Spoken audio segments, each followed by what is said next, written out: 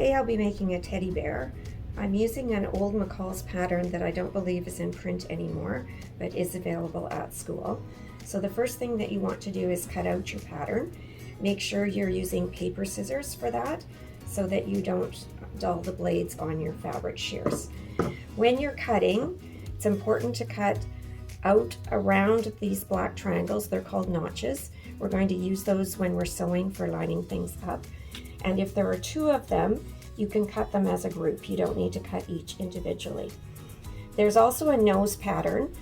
If you want, you can use this and cut another piece of fabric to make a nose with, but we have safety eyes and nose available at school, and that means that the teddy will be safe for a child under 3 years to play with.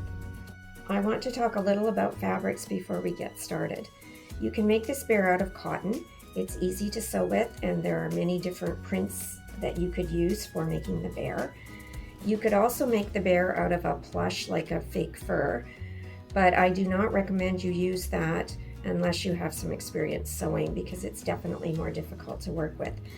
The other fabric that I often use for this bear is a fleece, and with the fleece it gets a little bit of fuzzy like a fur, but is not as difficult to sew with as the fur. So when you're using your fabrics, I'm showing you this cotton first. So you want to lay it out so that the selvages, and the selvages are these finished edges here. Now in this fabric, they're distinctly different in terms of their color. This one not quite so much, but you can see it's different along this edge. It does not fray or ravel, so that's called the selvage. And you want to fold it so the selvage is on top of each other and opposite the fold line over here. And this at the top is called the raw edge of the fabric. And this will be important for lining up the fabric. When you put your pattern on it, there's an arrow called a grain line arrow on the pattern that needs to be parallel to the selvage edges on the fabric. Now I'm not actually using cotton for this bear. I'm going to be using a remnant or a leftover piece of fleece. So the other side of this piece of fabric has been cut off, so I don't have two selvages, and when I fold it like this, it's not wide enough for the pattern. So I'm actually going to break some rules here, and I can do this because it's a bear. If it was clothing, I would have to be much more careful about my grain line, but in this case, I'm actually going to fold this piece so that the selvage is on top of each other, but the fold line is not opposite it, it's at the bottom. And like I said, I can only get away with this because it's a bear and not clothing, because grain line is really important in clothing. So I'm actually going to lay the bear alongside this fold, but on what would be called a crosswise grain.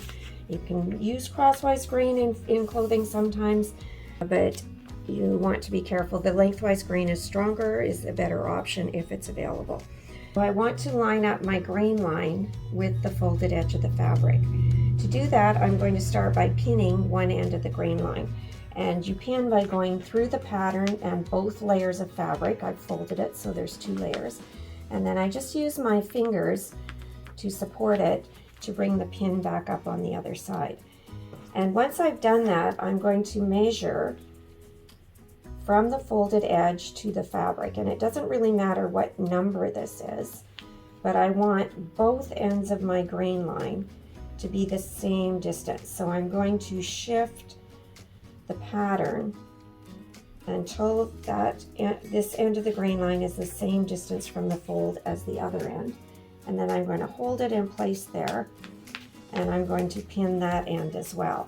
Now usually if I have more than one piece, I pin both of them first,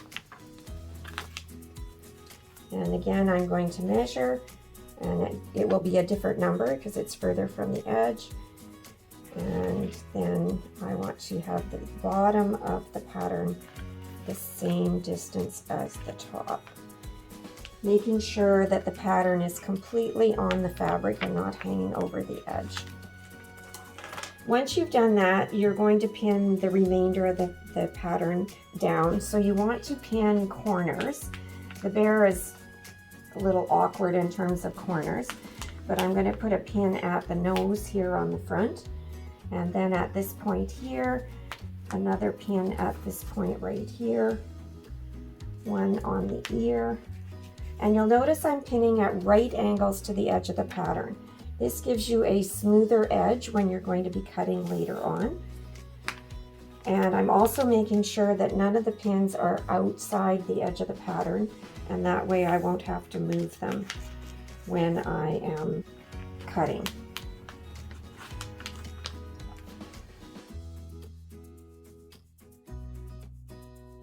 So I think that's enough pins. This pattern is paper, not tissue, so you can get away with a little bit less pins than if you are pinning tissue, which is lighter and moves more easily. So now it's ready for cutting. So you're going to use your fabric shears for cutting this out, and you want to cut smoothly along the exterior line of the pattern here, the same line where you cut the paper out. And you take long, smooth strokes with your shears as you're going. And sometimes I fold it back like this so I can get more easier access. Little tricky around the arm here, so you'll see I'm going to kind of maneuver in different directions in order to get up inside there. And cut in that area. Now here I'll come back here later and trim this a little bit more because it's a little outside of the edge that I want it to be. So you just continue cutting. Now when you come to a notch, you go out and around the notch so that there's a bump on the edge of the pattern. And we're going to, like I said earlier, use that for lining up later. And the double notch, I'm going out across both of them and down. You don't need to cut those out individually.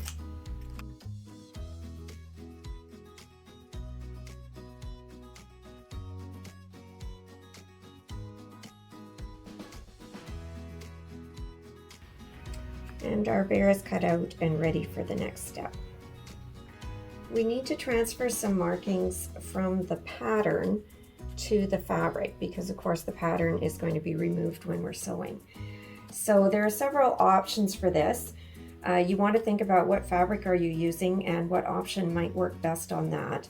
One option is using a chalk pencil like these, but I find on fleece that these do not do a great job of marking even if you have a color that will show up.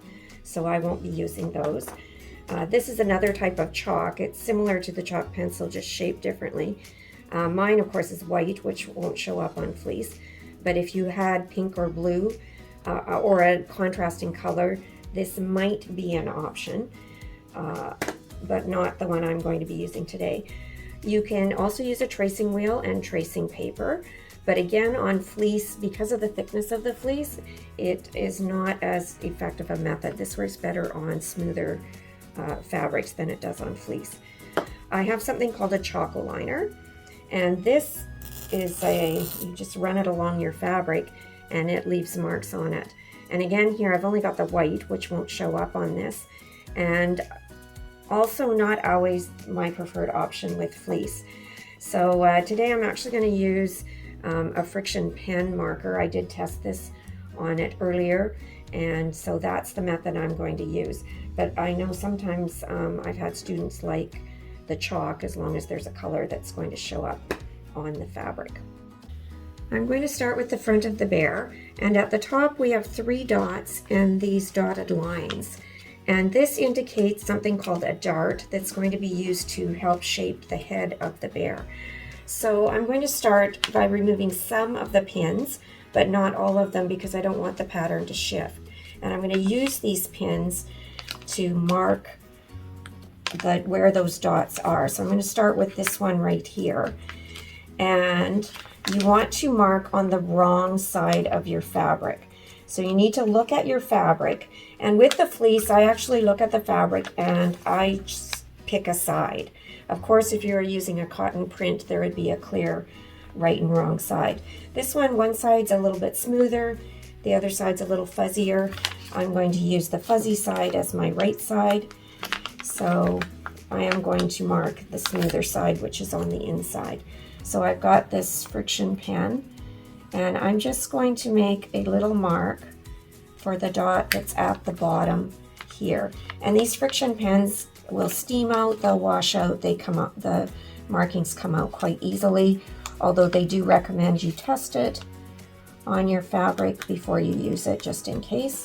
And I've used this on fleece before, so I'm marking each of these dots by poking my pin through it, and then my wrong side's on the inside, so I'm pulling it apart and I'm making a mark where the pin is going through the fabric there. So I now have 3 marks there. Now, if you're a more experienced sewer, you may be able to sew this by visualizing that line that connects those dots. But if you haven't done that much sewing, if you take a ruler and draw between the dots, then you can see that mark there. And so I'm just going to do that today, although typically I would not do this because I can sew it without the line there.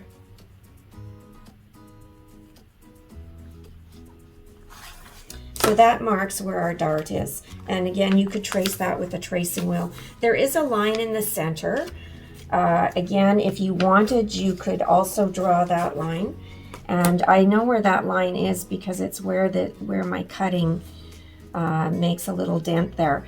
Now, if your cutting's not accurate, this gets trickier and you have to be more careful about doing your marking, because getting a nice shaped bear starts with accurate cutting when you're cutting him out. All right, so the next thing that we're going to mark then is the eye. And so again, I'm going to poke my pin through. I'm going to pull the fabric apart and just make a little mark where the eye is. So the next marking on this that needs to be done is this square that's actually at the bottom of his tummy. And so again, I'm going to put a pin through there, and I'm just pulling out enough pins so I can pull this apart. Now, you don't have to make an actual square. I'm just making a dot where that mark is. The square is referenced in the instructions, like it will say sew to the square. But if you remember it's a square, you don't have to actually do a perfect square little mark right there. So that's all the markings on this piece. So then you're going to take your back piece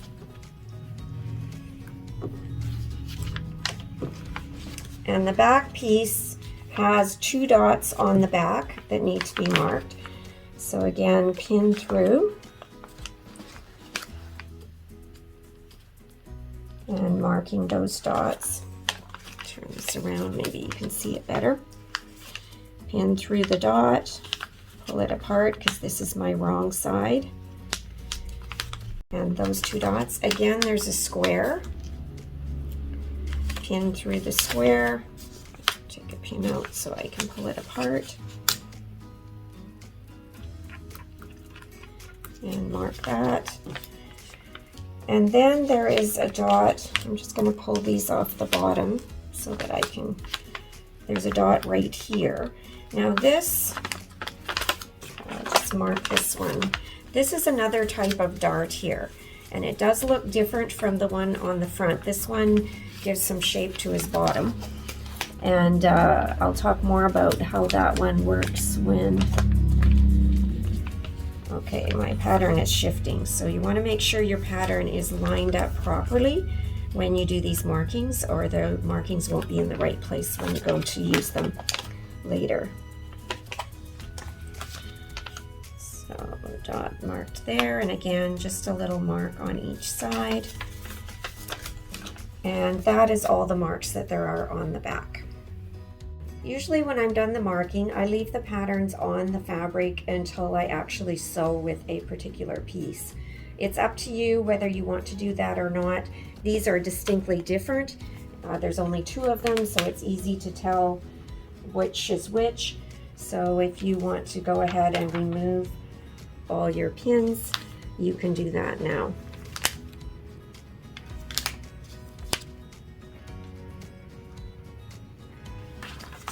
I do suggest you keep your patterns, because if you missed one of the markings or later on you might want to come back and check something on the pattern. So I always suggest you keep your patterns until you're done a project, and if you want to discard or recycle them afterwards, you can do that. So here we've got our bear pieces, and they both have all the markings on the wrong side that are needed, and we're ready to start sewing.